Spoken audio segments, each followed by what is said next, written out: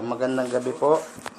April 22, 2020. Gabi po. Magandang gabi.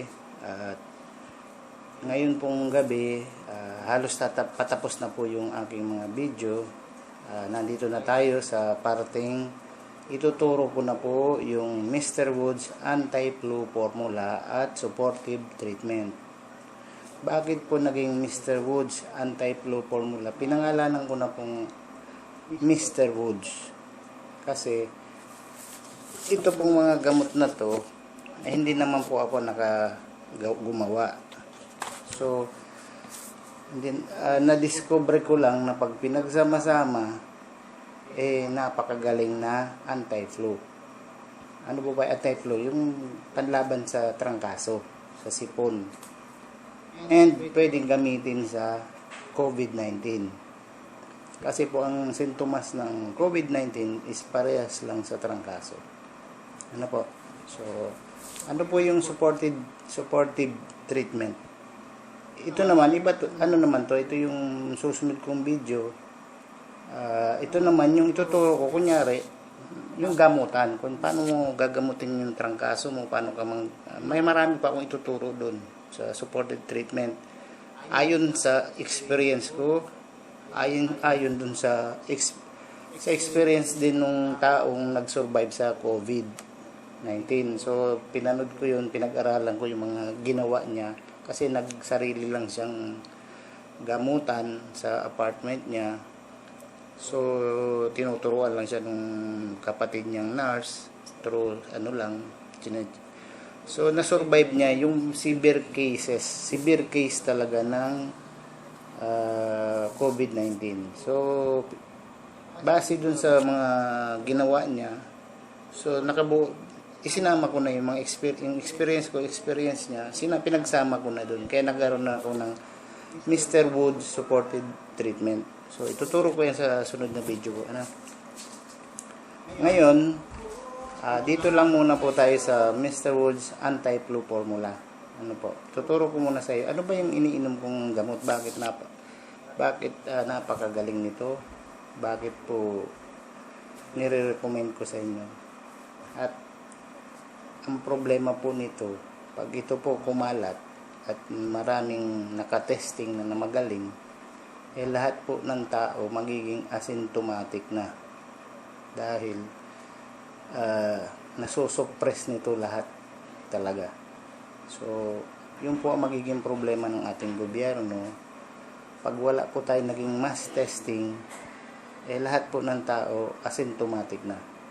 Kasi pag ininom to ng lahat ng tao di sa Pinas, lahat yan mawawala na ng sintomas.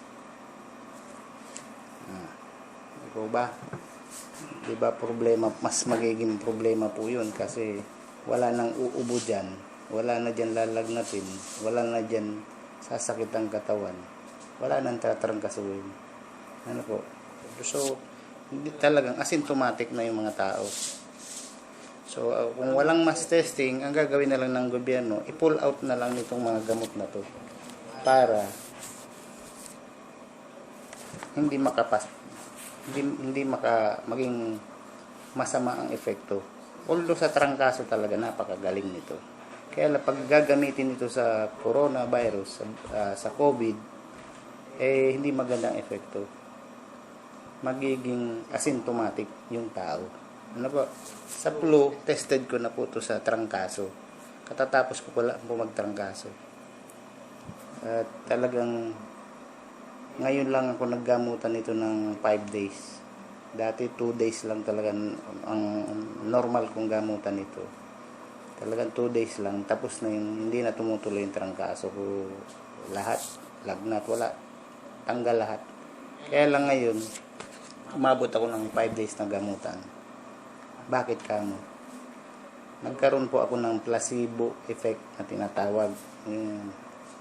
False feeling, false alarm. Siyempre, takot ka eh. Kaya po naging placebo ang tawag yan. Siyempre, nasa isip mo, baka COVID na to. So, kaunting maramdaman mo lang, inom. Diba? Ganun yun eh, may takot. Eh dati hindi ko naman ginagawa yan eh. Pagkatapos ko ng 2 days na inuman, o 1 day lang,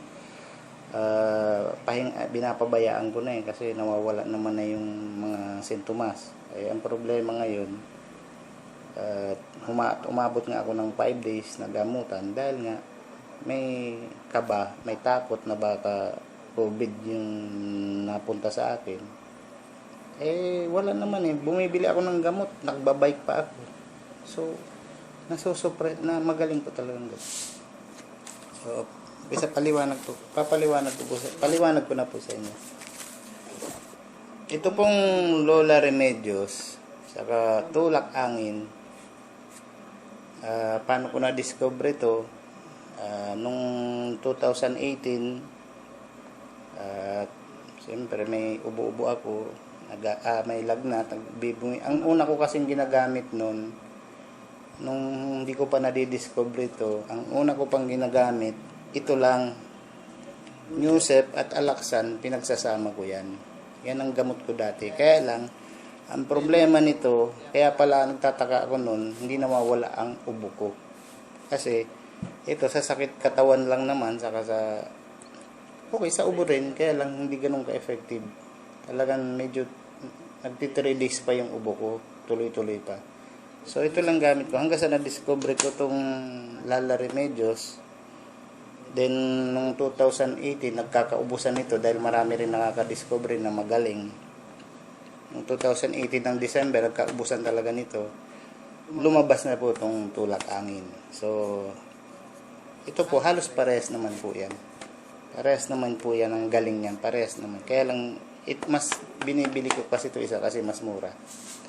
Pero although parehas ang epekto. So, dati, ito lang ginagamit ko naman, Lala Remedios, saka Alaxan lang. Yan dalawa. Hanggang pabili-bili ko, nakita ko naman to, na discover ko din tong Woods syrup. Nakita ko, bumili ako, hinalo ko na. Hinalo ko na dito.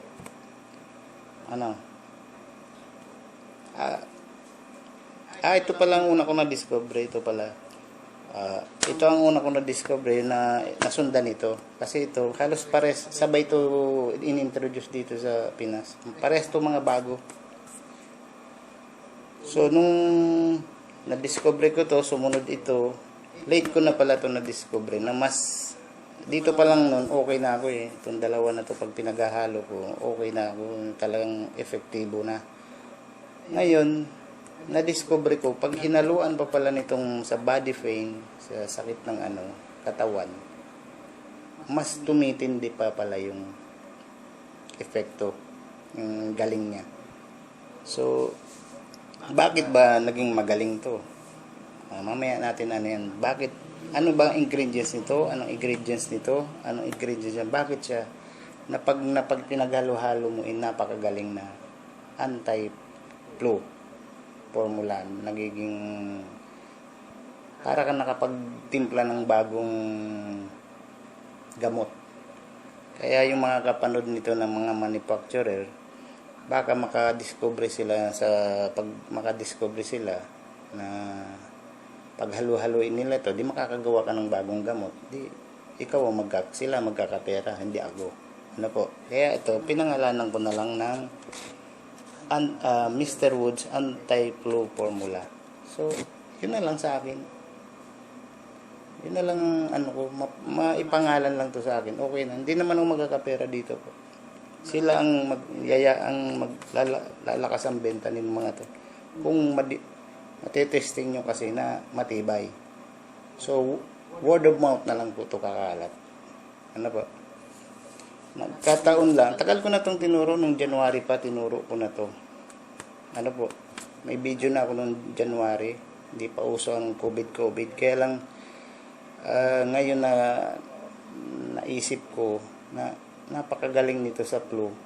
Nung napag-aralan ko yung COVID-19, ang sintomas ko lang ng COVID is flu, lang naman, trangkaso din. Yung kung anong sintomas ng trangkaso, yun din. Kaya lang, talagang sobrang taas, sobrang lakas lang na trangkaso. Sabi nga ng mga survivor, times 10 ang lakas. Ano po, yun po yung pinaka-severe. Hindi naman yung, kasi nga, may mild, may severe, at may critical. O, tatlong klase. Hindi naman po lahat pupunta yan sa severe sa critical. Mababa. Doon lang tayo parating yan sa mild. Ano po? So, yung mild, kayang-kaya na po yan nito. Kaya nga sabi ko, magiging asymptomatic na lahat ng taong gagamit nito. Magkakaproblema yung gobyerno natin kung hindi magkakaroon ng mass testing. Kasi pag ito, ang mura lang po nito, no? Lahat ng tao makakabili nito. Over the counter lang to, wala tong reseta. So lahat ng tao can afford bilhin to. Ang one set po nito, 30 pesos. Sa isang araw, bumibili ako. Pang gamutan ko sa isang araw, 100. May one set na ako isang araw. Kung minsan sa isang araw, tapos wala na yung mga sintomas, hindi ko na sinusundot ko na lang yung kinaumagahan. So ang nangyayari talaga ang ordinary yung gamutan ko po nito, isang araw na one set, umaga, tanghali, gabi, sunod na umaga, iinuman ko pa. Yun na, pitawan ko na yan. Nawawala na lahat ng sintomas ng trangkaso, ubo, lahat, sakit ng katawan. Susundot-sundutin ko na lang yan. Kunyari, sa sunod na gabi, kunyari, may nararamdaman pa ako. So, inom pa uli ako. Sundot-sundot na lang. Pero, ngayon ng huli kong trangkaso, umabot ako ng 5 days. Pero, alam ko naman na may placebo effect. Siguro, kaunting nararamdaman ko lang, natatakot ako. Kaya, ininuman ko ng 5 days. Pero, hindi ko dati ginagawa yan. Nagkaroon lang ng kasamang takot. Ano po? Pero ngayon, okay na po ako. Wala na akong, okay na trangkaso ko. Wala na, tapos na. Siguro, nananalo na yung antibodies ko. Yung immune system ko, nananalo na sa virus. Kaya, magaling. Ito kasi, pag ininom mo to, yung mga sintomas lang naman, sabi ko nga, yung mga sintomas lang ng katawan natin, yung reaction ng katawan natin doon sa virus, yun lang naman ang gagamutin ito. Pero yung virus, nandyan pa rin. So, sino ang tatalo doon sa virus mo? Yung immune system natin, yung antibodies niya, yun ang papatay sa virus. Doon ka nagagaling. Ano ba? Kung sa trangkaso lang iba yung sa COVID-19. Sa COVID-19, baka may posibilidad na ma-damage yung lungs mo, iwanan ka ng pneumonia. Pwedeng pag-umpisa ng pneumonia. Ano ba? Hindi naman yung sa severe cases talaga, kayong mga nasa US, yung mga Amerikano, yung talagang nahihina siguro ang baga nila doon dahil sa lamig nga ng temperature doon ng klima sa kanila. Kaya madaling madamage yung lungs nila. Kaya iba naman sa atin dito. Kaya iba sitwasyon natin. Kasi sa kanila mataas na masyado ang namamatay. So ano po ba itong Lola Remedios? Ito po, traditional treatment. Traditional ang mga ingredients po nito, mga pinaghalo-halong mga herbal. So na-discover po ito galing po ito sa Indonesia. Itong dalawa na to. So pinaghalo-halo nila yung mga mababasa nyo naman yung mga ingredients dyan. So siguro nagmula lang muna yun sa mga matatanda. Nakita nila effective. Mayroong nag-finance, may nilagay na sa sachet, may dati siguro lang to. Yung mga lang na matatanda. Pag sinabi ng traditional yun, yung mga panggamot lang na matatanda, nakita nilang napaka-effective, nilagay sa binenta ng maramihan, ginawa ng negosyo. So ganun din po to. So, traditional treatment for sipon daw, saka lagnat, trangkaso, ubo. Dito pa lang may gamot na. So, ano naman po itong woods? Itong woods po, gawa po ito sa Australia. Pero, tingnan nyo, ang ingredients po nito galing din Indonesia. Sa Indonesia din po nanggaling yung ingredients. So, pwedeng Ibig ko sabihin, ang Indonesia, ang laking magiging utang na loob natin sa Indonesia kasi sa kanila galing yung mga gamot na to. Ano ba? So ano naman po ang nagagamot nitong woods? Ito pong woods is anti-tussive. Anti-tussive. Ang ibig sabihin ng anti-tussive,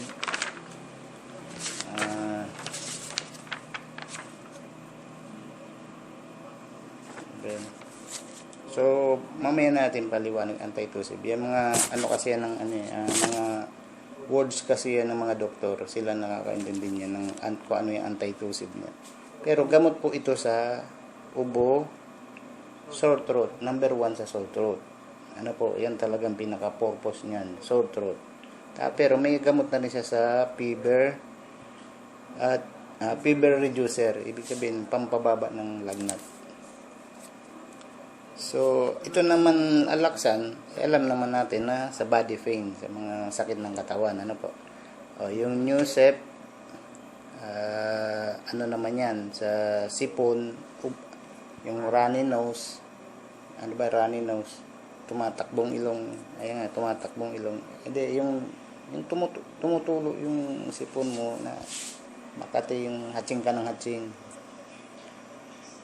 Then, basta may mga halo na rin siya. Then ito naman biogesic paracetamol para sa headache, sa sakit ng ulo, saka sa fever reducer din. So ang paggamit po nito, hindi niyo naman to iinumin lahat. Ganito po ang pag-inom nito. Ako po ngayon ang iniinom ko lang ito, saka ito, tas ito, alaksan. So, itong one set na to, pag mayroon akong, sa unang sintomas, iniinom ko na agad to. Pero kung, wag mo pong paghahalo-halo, wag niyo, ma-overdose kayo, wag niyo, paisa-isa lang. Pag sipon lang naman kasi ang problema mo, sipon, wala ka pa naman lagnat, wala ka pa naman sakit ng katawan, ito na lang muna po ang inumin nyo. Pag sa halo-haluin nyo itong Lola Remedios, Wood, saka itong Nusep, para ang tatargetin niya yung sipon mo. Ang trangkaso po kasi nag-umpisa muna yan sa, tulad ngayon nangyari sa akin, kumati ko lang itong ilong ko, pagkulangot ko, kumati. Yun na, nag-runny nose na ako. Parang tulo na, parang makati na yung ilong ko, nagsinipon na akong bigla. So, nung gabi kasi hindi naman ako uminom agad. Kahit meron ako, pinag-anuhan ko pa, hindi ako uminom. Pero kung makaranas na kayo ng ganyan agad, yung sinipon agad kayo, o may sipon kayo, wala kayo, bigla kayo nagkasipon, itong tatlo na po na to ang ano niya, ang kombinasyon nitong tatlo. Lola, Wood, saka Nusep. Pwede naman, pag wala kayong mabili nitong Lola, pwede naman ito. Ang gagamitin nyo yung tulak, hangin. Pwede naman ito. Ano? Ay, hindi ko pa po na-testing yung, sa tingin ko, pag pinagsama mo pa tong dalawa na to, mas malakas. Ano po? Kasi, ito, hindi ka naman ma-overdose nito. Kahit pagsamahin. Food supplement lang naman po itong dalawa na. Pwede itong paghaluin. Itong dalawa na to. Ano po? At, lalagay mo dun sa, hindi ko nakuha yung botilya ko. May botilya po ako kasi, tagayan. Meron akong tagayan yan. Doon ko nilalagay, pinag-halo-halo itong dalawa. So, pwede mo itong paghaluin dalawa. Tapos itong woods, ito po ang masama. Huwag ka maghahalo nito. Huwag po kayo mag-experiment na. Kasi po ako, pinag-aralan ko na din to. Na-testing ko na rin lahat ng gamot. Tulad nung, huwag nyong gagamitin dito ang pasensya sa BioFlow. Tinestig ko ang BioFlow na overdose na groggy. Nakaka-groggy talaga. Huwag nyo nang testingin. Ano po? So, kung ano yung gamot nilagay ko dito, at least yan yung tested ko na. Huwag na kayo mag-experiment. Huwag na po. Baka, although hindi naman kayo mamamatay, kaya lang groggy ang abutin nyo. Huwag kayo mag-experiment. So, pag sunod na araw, may lagnat ka na, may sakit ka na sa katawan, masakit-sakit ng katawan mo, kinumagahan, ito naman na inumin mo na. Lola Remedios, Woods, then Alaxan. Yan po talagang ginagamit ko. Napakalakas po talaga. Bakit may Bejusik? Pag lagnat lang naman naramdaman mo, wala naman sakit katawan o ano, pwede naman, ito naman tatlo ang iinumin mo. Pero wag niyo pong gagawin na Alaxan sa kapag sasamahin niyo, ma-overdose po kayo. At saka, kaya ko po nilagyan ng Bejusik. Ito po kasi, sa dengue, pwede ito sa dengue. Yung mga mataas masyado ang lagnat. Pwede mong, pag dengue cases po, kaya nasabi kong pwede ito, ang Mr. Woods, pwede sa dengue. Ganito po yan. Pwede mong gamitin itong dalawa, dahil ang dengue po sobrang taas ng lagnat yan. Gamitin mo itong dalawa, huwag mo pong lalagyan itong Woods sa dengue kasi wala naman ubo ang Woods, hindi ka naman inuubo ng Woods, ano po. So hindi na po ito kailangan sa dengue. Huwag nyo na pong kasi saka itong Alaxan, ibuprofen saka aspirin po, bawal po yan sa may dengue. Mga painkiller, bawal po yan kasi lalo nilang napapalala yung sakit na dengue, ano po. So, wag niyo pong gagamitan yan. Lalo na Newsep, hindi ka naman sinisipon pag may dengue ka. Ano po? So, pag may dengue po, ang gagamitin nyo lang is itong Biogesic. Saka itong dalawa. Para pababain yung lagnat nyo po. Ano po? Yan ang number 1 lang na sa may dengue, yung sobrang taas ng lagnat. Sobra naranasan ko na po magka-H fever. Yung nagdidelirio ka na nagsasalita ka na po ng hindi mo na control, hindi mo na nakokontrol sarili mo, nagsasalita ka na pala. Kasi yung utak mo po, nag-iisip na ng sarili niya na hindi mo na makontrol. So naranasan ko po yan nung nagkaroon ako ng H fever, na hospital ako. H fever pa po ang tawag noon, hindi pa po dengue. Ngayon dengue na. So, ito po ang magaling na gamutan dyan. Itong pagsamahin mo itong dalawa, tapos samahan mo ng Biogesic. Huwag na po nitong mga to dahil hindi naman kailangan yan sa dengue. Lagnat lang naman ang pinapababa sa dengue. So, bakit po bawal ang aspirin saka ang ibuprofen?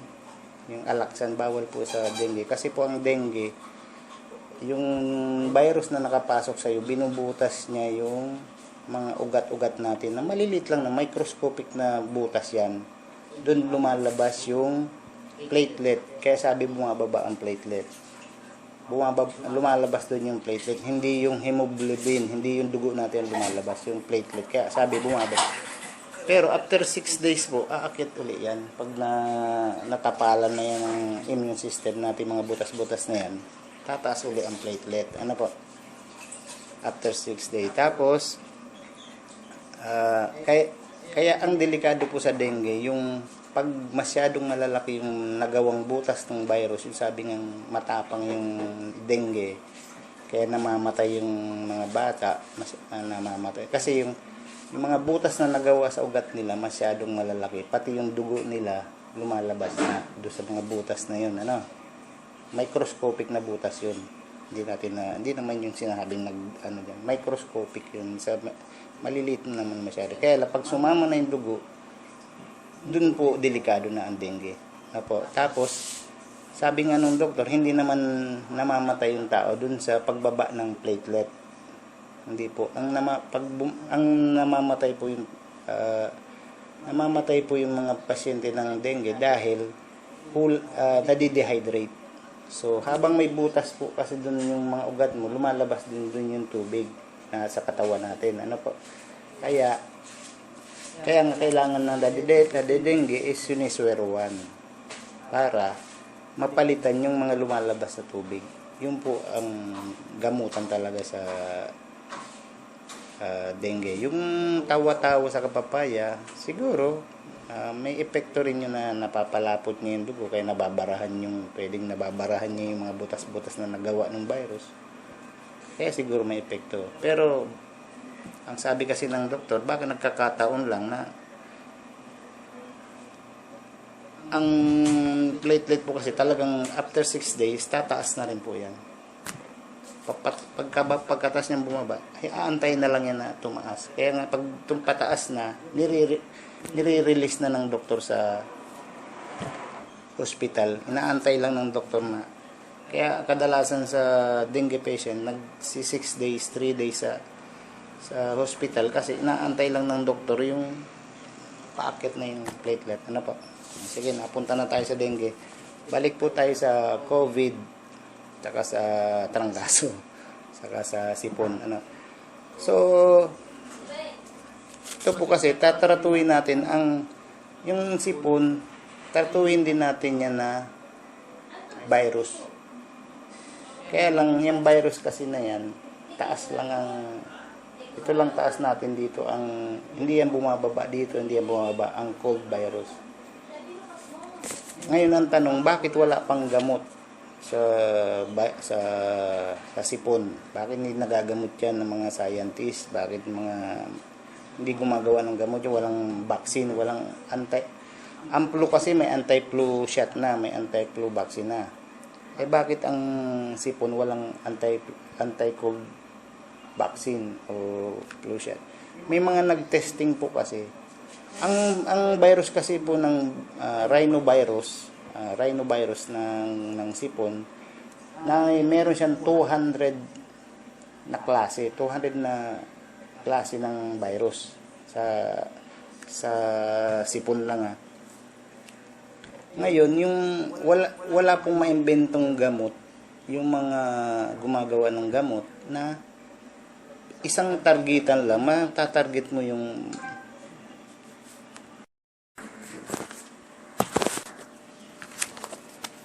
okay, ulit po tayo. Nagkaroon po tayo ng low memory.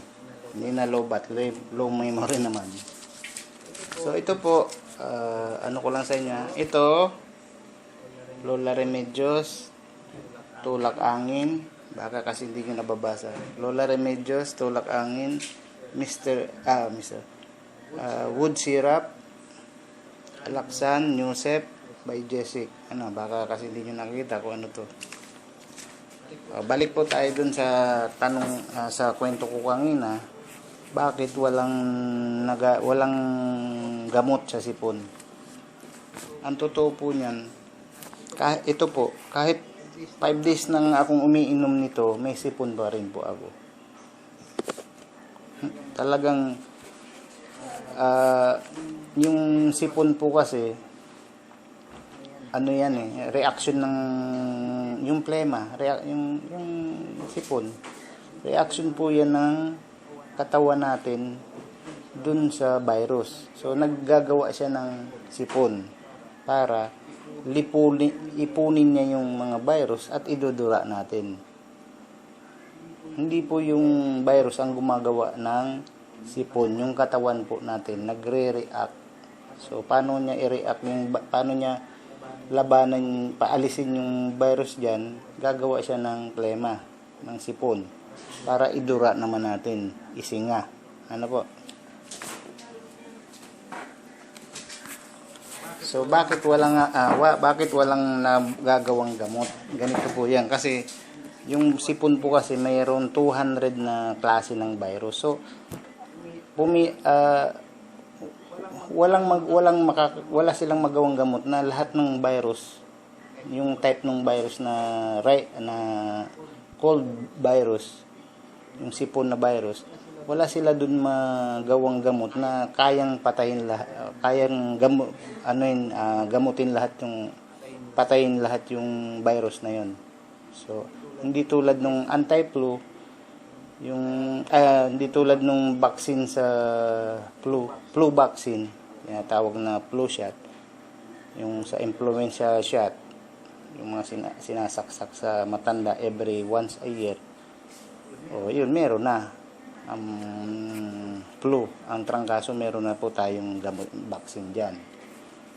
So, sa sipon, sa dami ng klase nung, kaya nga po nga ang sipon, hinanap na lang nila yung pinaka-common, yung pinaka-parating nakukuha natin na sipon sa buong mundo, tinawag nila na lang na rhinovirus.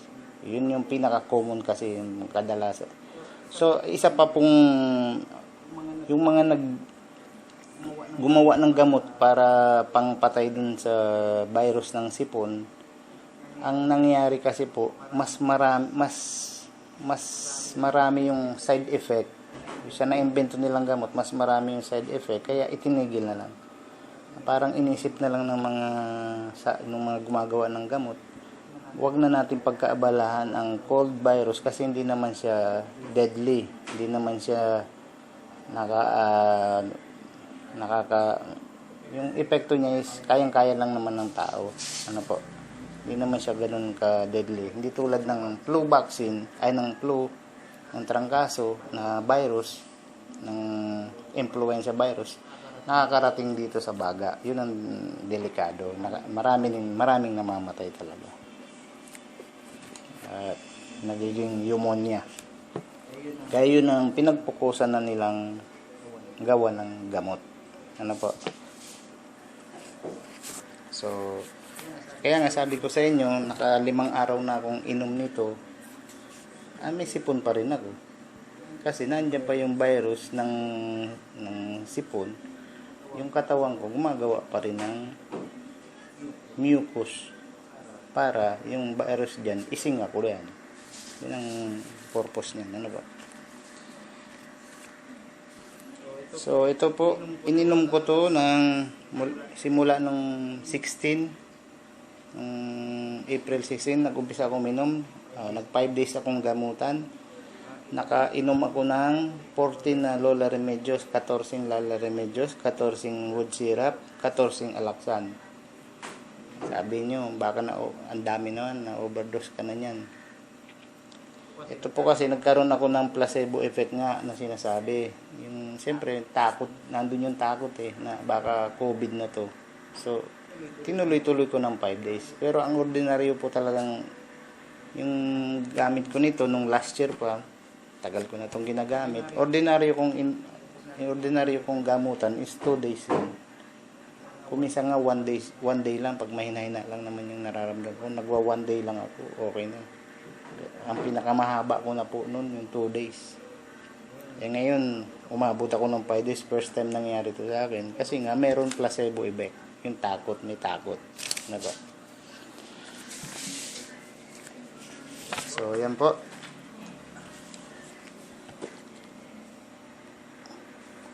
So, ano ba yung anti-tussive? Used to prevent or relieve a cough or sore throat. Yun po ang tawag ng anti-tussive. So, yan po, panoorin nyo po yung video ni Doc.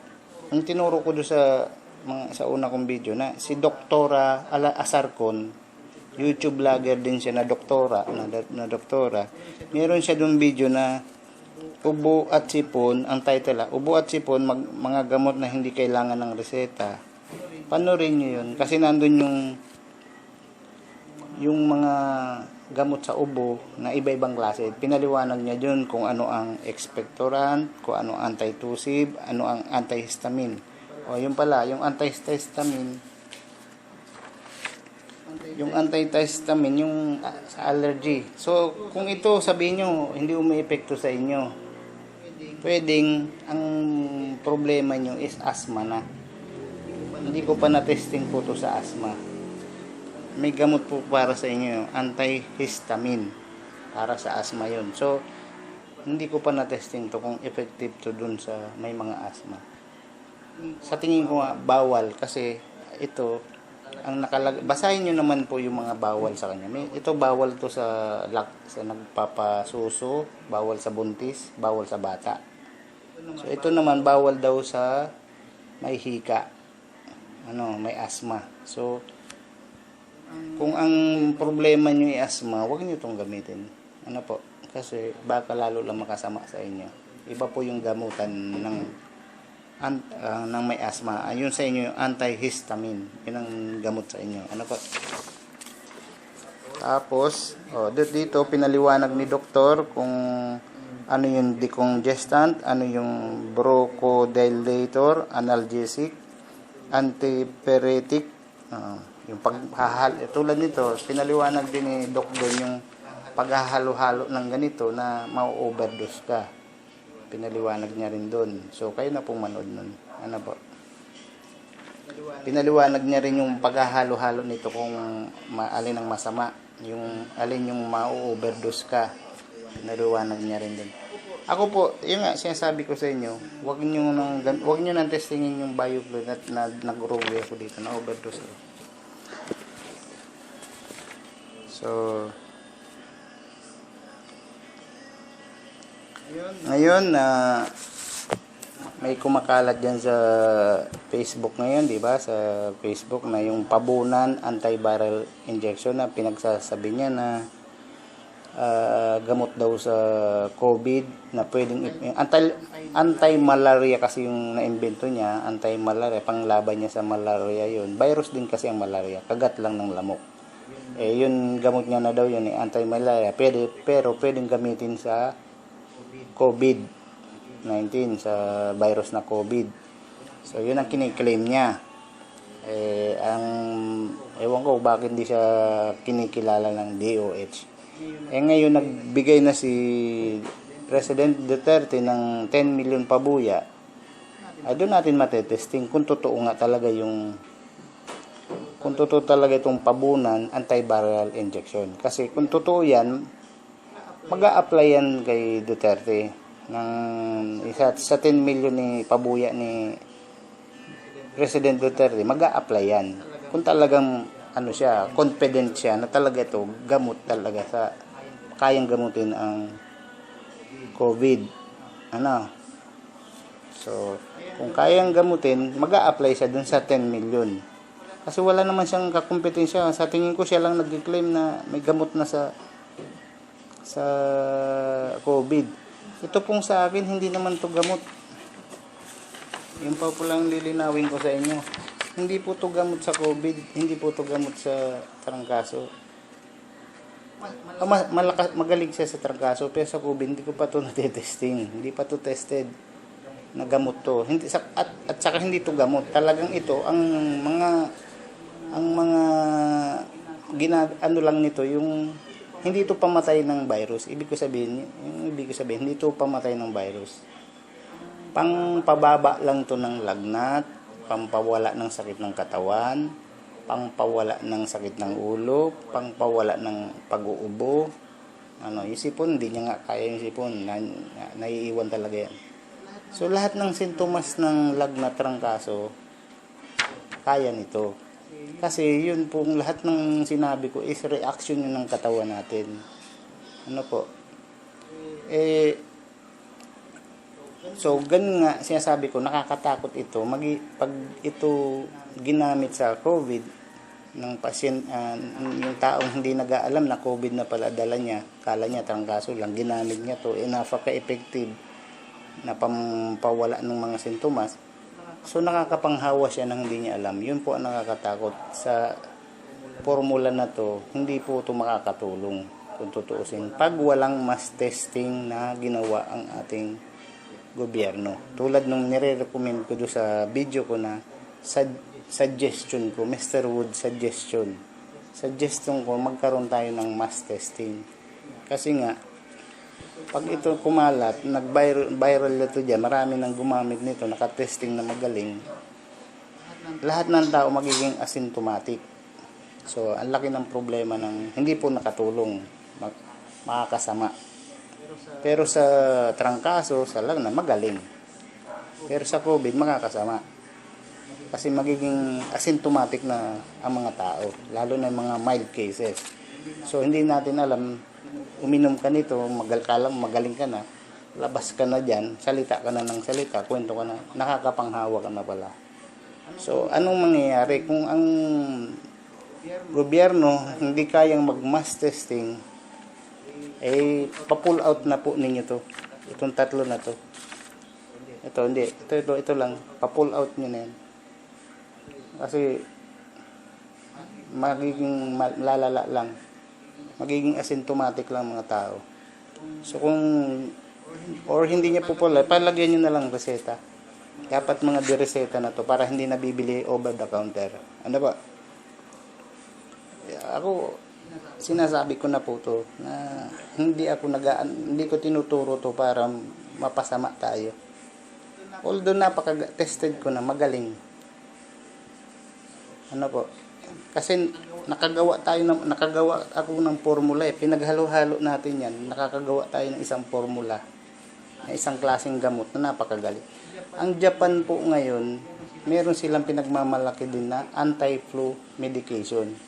Ang Japan po ngayon, nagpo-focus din sa gamot na yun, sa anti-flu medication. Kasi, inaano rin nila na yung mga sintomas ng COVID, mapababa nila. Yung ibig sabihin, yung mga pasyente hindi mahirapan.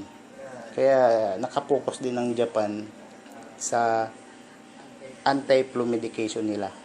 Para yung sintomas ng COVID, mapababa nila. So, kung meron ng Japan, meron na rin po tayo. Mr. Woods anti-flu formula. Yung pumunta po sa atin dito mga Chinese, mga expert na galing Yuan na pumunta dito sa atin mga doktor ng Yuan, kung mapapanood ninyo, ang sabi nila, may tuturo din sila sa ating traditional Chinese medicine. Kasi ang Chinese, naniniwala sila sila sa traditional na gamutan. Kasi nga, ang COVID ang sintomas is pangtrangkaso.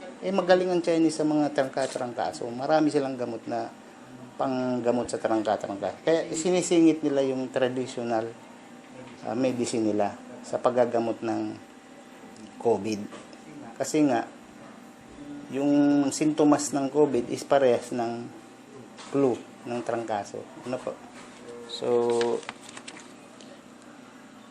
ayun po, ko na lang, meron naman akong sinuggest na mass testing, kung hindi masusunod yun, tapos, pagbawal nyo na lang po to. Bawat may reseta ng pagbili. Kasi mas mapapasama lang po.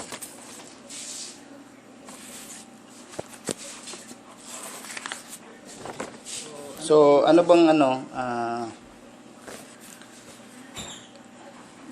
Alaxan po, meron siyang 200 grams na ibuprofen. Ano pang meron ng ibuprofen? Advil. So, yung mga nakakapanood nito na nasa US, kung wala dyan Alaxan, ang katapat niyan is Advil, ibuprofen.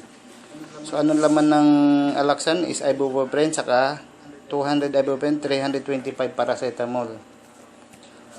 Tinesting ko na rin po yung Rexidol. Ang Rexidol po is ibuprofen 500. Mataas yung ibuprofen niya para sa sakit ng katawan. Pero hinaluan niya imbis na paracetamol, hinaluan niya ng caffeine. 65 grams. So, anong epekto? Para sa akin kung tatanungin mo kung anong naging epekto nung tinesting ko ang Rexidol. Para sa akin lalo na pag sa gamutan ng malalakas na trangkaso, mas kailangan po natin yung paracetamol kaysa sa caffeine. Ano po? So, pasensya na sa Rexidol. Mas kailangan po namin ang paracetamol. Although, nung hindi ko pa ito na-discover, Rexidol talaga ginagamit ko din. Mas magaling naman talaga ang Rexidol pag sa body pain. Kailangan natin dito yung paracetamol. So, sa Biogesic, ang laman ng Biogesic is 500 paracetamol. Ang Biogesic po parehas ng Tylenol. Sa US po ngayon, ang ginagamit nila Tylenol. So, kung may kakilala kayo sa US, may kamag-anak kayo sa US, kung makakapadala kayo nito, or may mabibili naman sila doon, ituro nyo na po. Ano po? Para yung sintomas ng COVID, kasi talagang doon, hawaan na ng COVID talaga. Yung sintomas ng COVID is mapababa. Mamaya ituturo ko naman yan sa sa supported treatment kasi meron pa naman tayong sunod na video.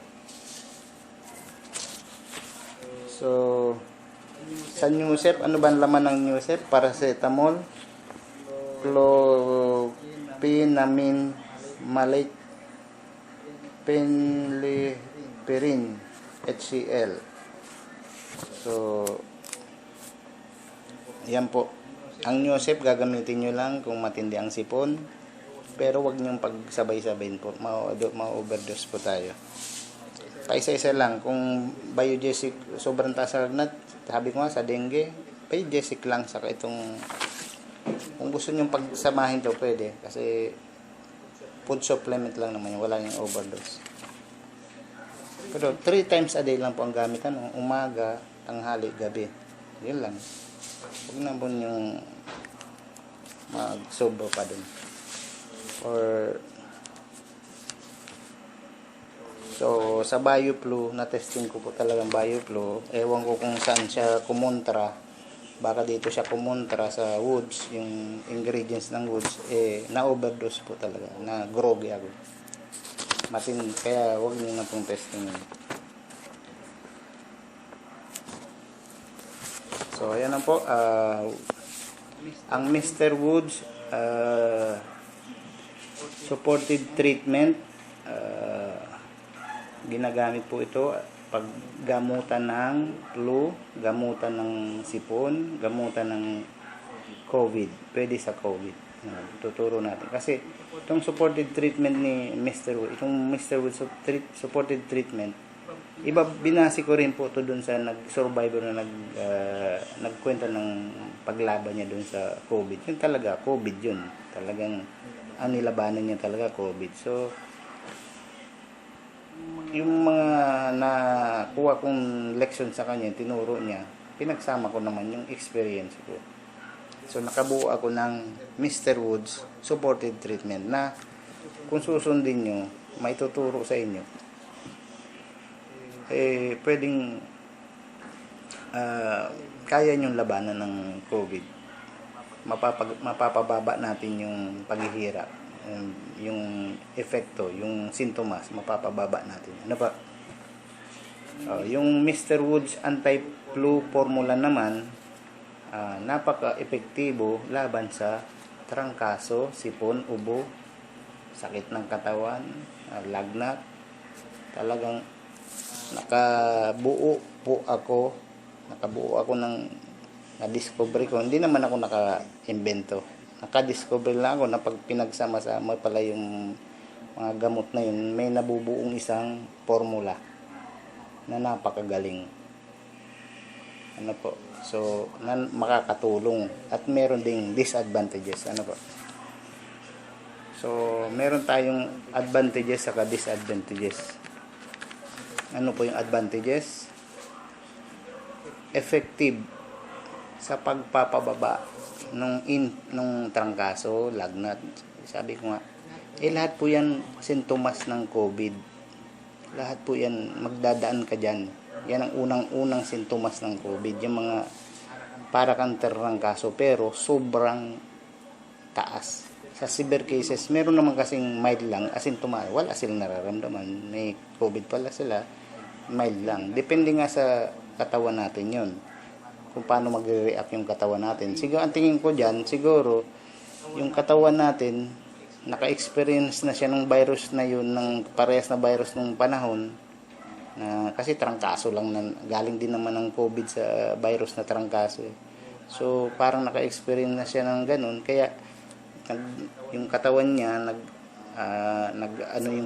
nag-ipon na ng antibodies, may antibodies na siya doon sa virus na yun. So nung napasok siya ng COVID virus, kilala na nung ano niya, ng immune system niya, madali niyang nalabanan.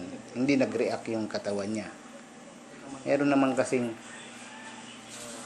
taong yung sinasabing severe cases, iba yung dating sa kanila ng virus. Talagang nagre-react ng matindi yung katawan nila, lalo na sa mga Amerikano, sa mga puti, sa matatanda.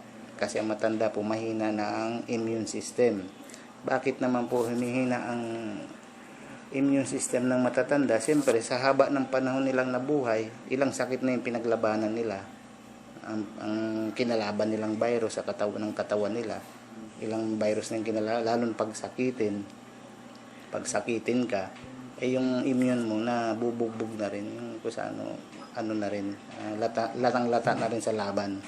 Ganun po ang matatanda, mahina na ang immune system.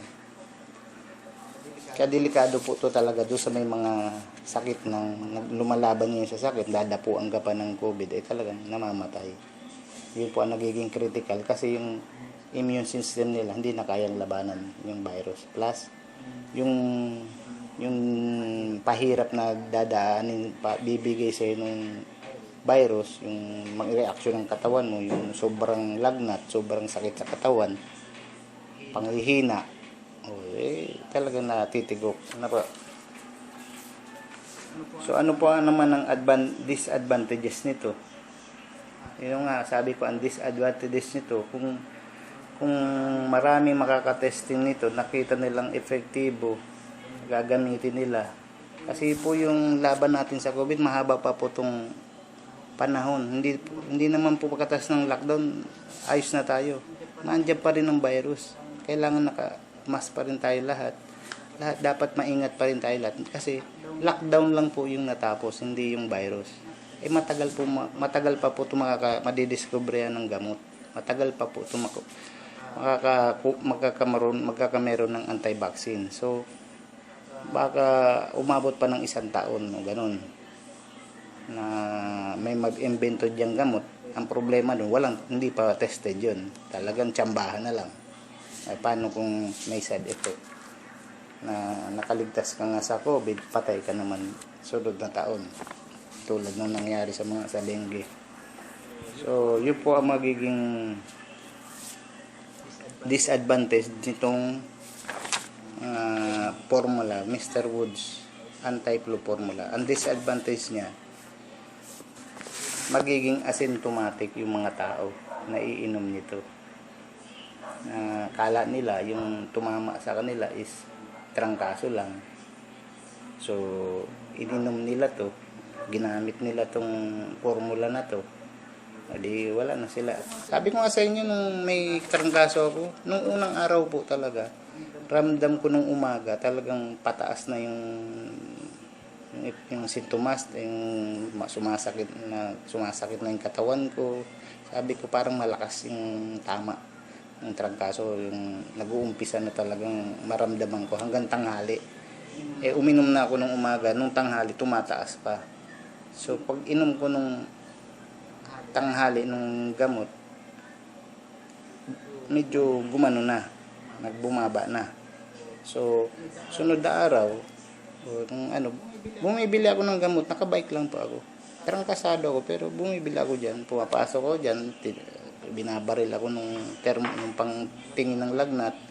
Tinatanong ko, 36 lang naman lagnat ko. Ang temperature ko, wala akong lagnat. Pero may ako asymptomatic, naging asymptomatic na ako. Ayun ang nangyari. Asymptomatic ako na sa trangkaso. May trangkaso ako pero wala akong lagnat. So yun po ang problema nito. Pag ginamit ito ng taong may COVID na pala. Nakala niya trangkaso lang yung sakit niya. COVID na pala yung dala-dala niya. Mild cases lang. So doon po ito magkakaproblema yung ating gobyerno. Pag hindi nila sinunod hindi nila ginamit yung mass testing. At ako nga, hindi ko naman sinasabing kaya ko to pinapantakot para gamitin yung mass testing. Nasa kanila yun. Kung sinong Sinong governor dyan na mag-testing ng mass test? Kasi effective naman talaga yun, yung suggestion ko. Ano po? At yun po ang magiging sagot dito. Yung mass testing para hindi maging disadvantage, para hindi maging masama. Kasi magaling siya sa trangkaso, sa sipon, sa lahat, sintomas ng trangkaso. Pero sa COVID hindi na siya maganda kasi hindi niya naman pinapatay yung virus. So ibig sabihin hindi po to gamot. Hindi po to pamatay ng virus. Nagagamot lang nito yung sintomas, yung reaction ng katawan natin sa virus. Ano po? Kaya ngayon, bakit okay na ako? Bakit feeling? Galing ako sa trangkaso, pero okay na ako. Kasi yung immune system ko, pwedeng tinatalo na yung virus. Pinapatay niya na. Mag-COVID pa yan, kung ano pa yan na virus. Pwedeng nananalo na yung ano ko, yung immune system ko. Pero dahil sa pag-inom ko nito, naging asymptomatic ako. So maganda sana kung yung ang sinasuggest ko, kung meron ng bawat pamilya, meron ng mga rapid test kit na card. So pwede akong magpa-testing. May confident ako, punta ko dyan, pa-testing ako kasi natrangkaso ko. Tingnan ko kung ano ba yun, COVID ba yun o trangkaso lang talaga. Wala eh. Matetesting ka lang dyan kung mag-positive ka na, nahirap ka ng huminga, nakapanghawa ka na. Di po ba?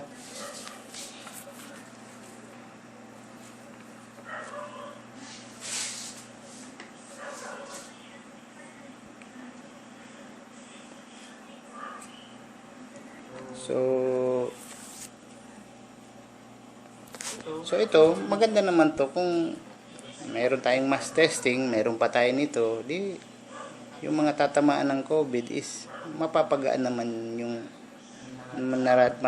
mararanasan nila, yung magiging epekto sa kanila. Kasi yun po ang ginagawa ng Japan ngayon. Gumagawa sila meron silang anti-flu, pinagmamalaki na anti-flu na medication, pinagmamalaki nila na napapababa nila yung epekto yung symptoms ng COVID. Meron din po tayo.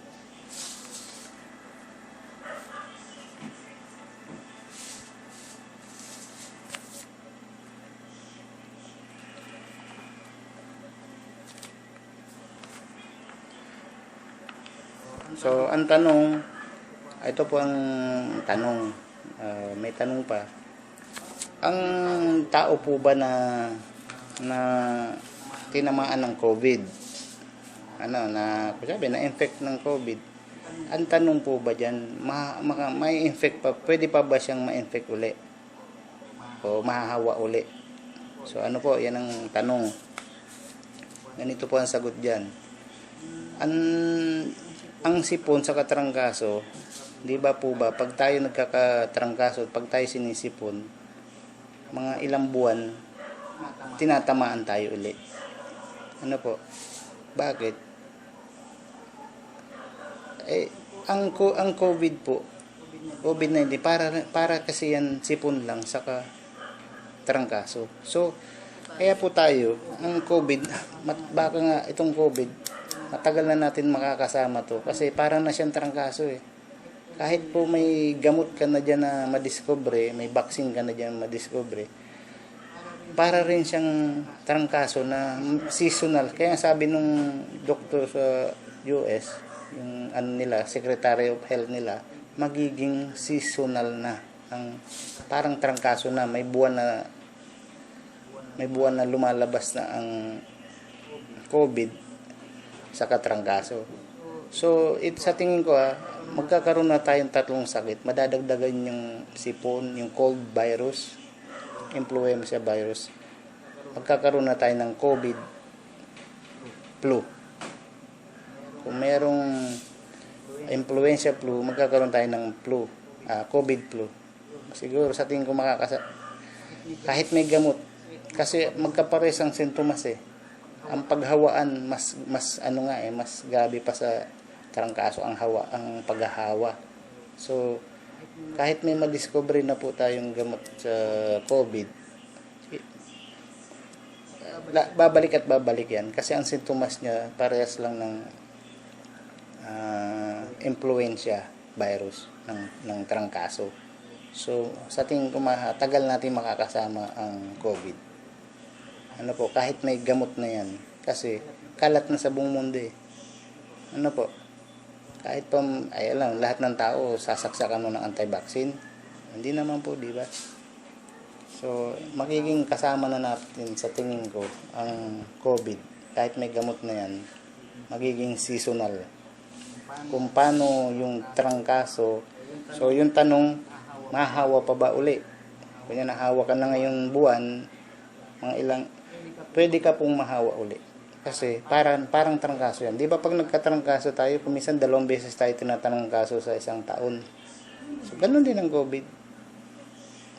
Ganun din po yan. Kung na COVID ka ngayong buwan, pag yung antibodies natin, yung nagawa ng immune system mong antibodies, pusa naman din mamamatay yun, yung mga antibodies natin. Pag tapos na yung laban nila sa virus, mamamatay na yun. So, mga ilang buwan, wala ka ng antibodies sa COVID, bumaba na yung antibodies mo para sa panlaban doon sa COVID, na-infect ka uli, o di, COVID ka na naman.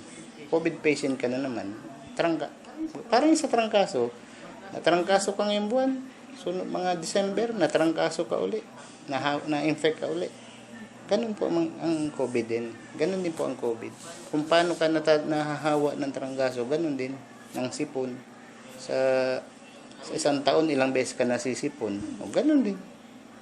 Ilang beses ka na tatrangkaso sa isang taon. O sabihin natin 2, di ganun din ang COVID.